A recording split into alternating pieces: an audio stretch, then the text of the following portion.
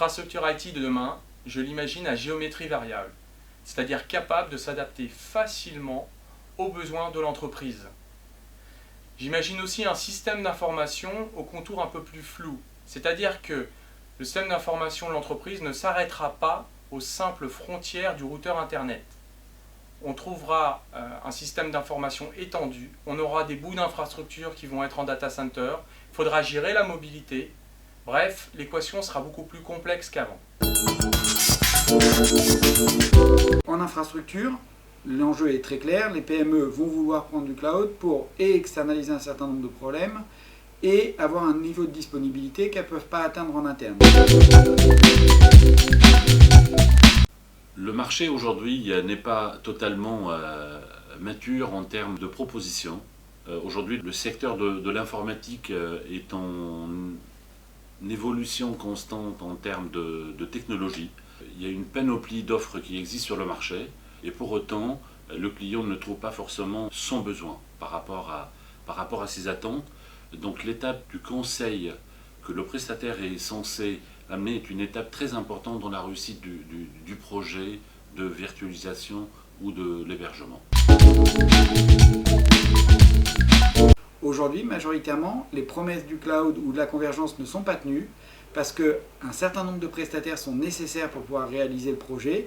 L'opérateur télécom, l'hébergeur de cloud, l'intégrateur dans le réseau local du client. Et ces différents opérateurs ne sont pas habitués à fonctionner ensemble, ne maîtrisent pas les contraintes des uns des autres, voire ne se parlent pas.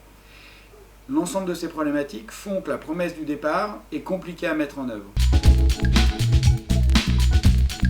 Oranex investit déjà depuis 2 ans massivement, tant en formation qu'en infrastructure.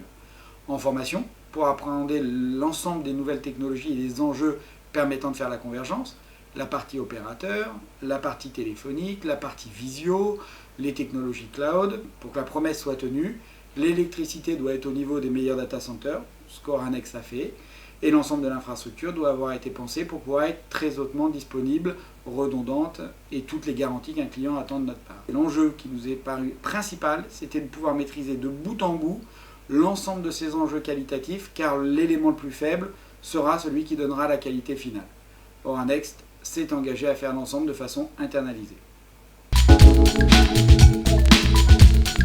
Nous avons décidé que les chefs de projet habituels qui existent dans l'ensemble des entreprises allaient faire l'avant-vente des projets.